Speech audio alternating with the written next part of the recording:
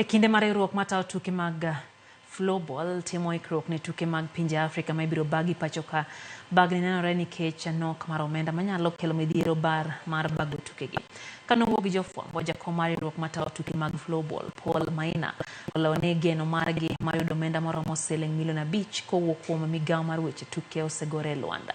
Nyaka sani gionge omenda e lwetgi ka koro gichwalo kwayo ne kembe kaachiel gi ji giwegi mondo mi okonygi e bago tukegi ma ochan tim e alap ma Kasarani e kind tarik 12 kod 15 dwe mar 9.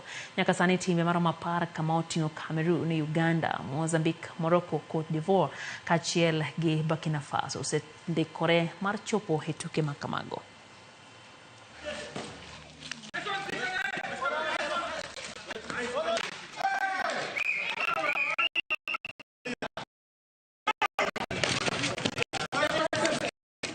Kwa sasa tuko na changamoto kuu sana ya fedha.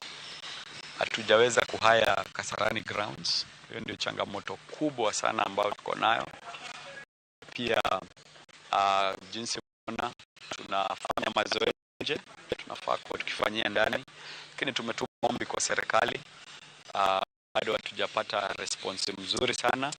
Lakini sisi tumetilia maanani. Tuko registered, hakuna kitu ambayo hatujafanya. Tunaomba serikali